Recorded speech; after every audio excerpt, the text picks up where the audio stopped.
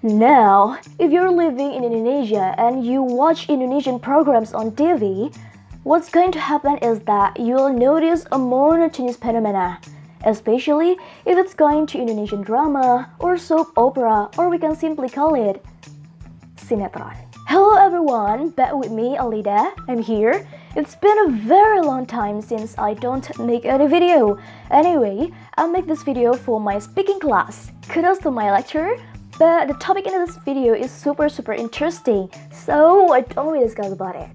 Talking about sinetron, I think I can make a book related to this topic because there's a bunch of thoughts in my head right now. I do watch TV, but I only watch news because my parents love it. But in my opinion, they're not that good, or I can say, just worthy to watch. On the other hand, I haven't watched a sinetron for years, I guess. I've just lost my interest in watching it. Not because it's totally bad, but because it has confusing plot story and it gets boring each time. Because the more you watch it, the more you understand the concept, and that concept and content will run just for the rest of the sinetron. Sometimes it can get more than 2 years to finish one title of sinetron. It makes people mad sometimes, including me back then, with that protected story because the story began to drag and become illogical. From what I could observe, sinetrons are oversaturated with religious or romance and fiction. It's monotonous, shallow, not to mention, most of the actors and actresses there do nothing more than to promote their wealth and physical beauty. And today's sinetron are basically 1 hour non-stop advertising with some few random stories in between, and you're just like, how does that even make sense? I don't know. I don't even know when this trend started, but I started to notice it when I read some threads on Twitter. The product placements are everywhere. Basically, they sell everything from instant noodles to internet providers. A pure entertainment. But I think I get the point. Their point is not to deliver an art with high quality products, but to gain a rating as high as possible by targeting the lowest common denominator of audience in order to win contracts with advertisers. What a brilliant strategy. I think so far they might have been successful. The television industry in Indonesia mostly focuses in reaping benefits, not giving shows with good quality for its customers. But we have to understand, sinetrons were made because they're marketed like that way. Those are actually quite good for what they're made for, as we know that most of sinetron viewers in Indonesia are people who is up to 40 years old. Anyway, have you been reading this kind of news?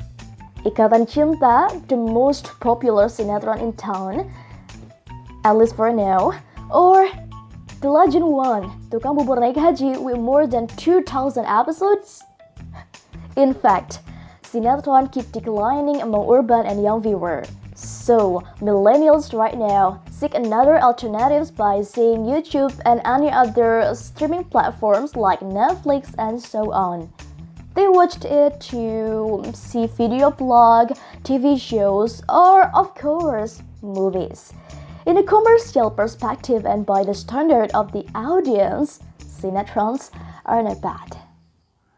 Indonesians have made some good series in the past like Sidul Anak Sekolahan, Bajai Bajuri, or Keluarga Cemara. Those are heartwarming, sometimes a bit cheesy, but has interesting conflicts and story to tell. But in this time of creativity, Indonesians have to improve their taste in television shows, especially in sinetron.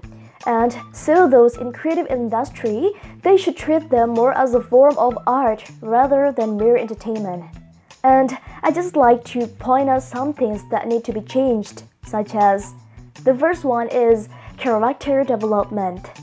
We can't really blame the actors or actresses because it's their way to make living, but seriously, from the beginning, our good protagonists in a sinetron to 1,000 episodes later haven't changed a bit. The second one is more variety of stories. Make more story with a high schooler love story or poor domestic helper being the main them. Maybe some lovey-dovey love story later become an action story with benefits like a partner in crime. Something like that is far more interesting. Let's learn from K-drama or Western TV shows, for example. I don't say that we should copycat their stories, but we can absorb their ideas, we can modify it, because they have like various stories to watch every day and always full of surprise. I know, we have made some fresh sinetron like Tetangga Masa Gitu, Cinta dan Rahasia, and OK Jack, which are mostly inspired by Western TV shows. But they're no longer available due to the Indonesian lack of taste. But let's keep moving. Start experimenting. There are many unexplored stories. Maybe horror, science fiction, or action. The gap between Indonesian drama and other countries' drama is really complicated. You know, the quality of settings, technology, and so on. But at the very least, we should be able to compare the quality of the scripts because the scripts are made by pure writing talents. The last one is quality over quantity.